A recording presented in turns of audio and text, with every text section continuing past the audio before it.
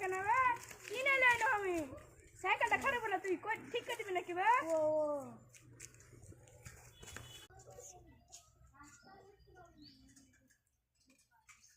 ও ভাই সাইকেলটা কত দাম দিবে 500 টাকা দিব। আর 200 টাকা ধরিয়ে দিবে না না ভাই 500 টাকাই দিব।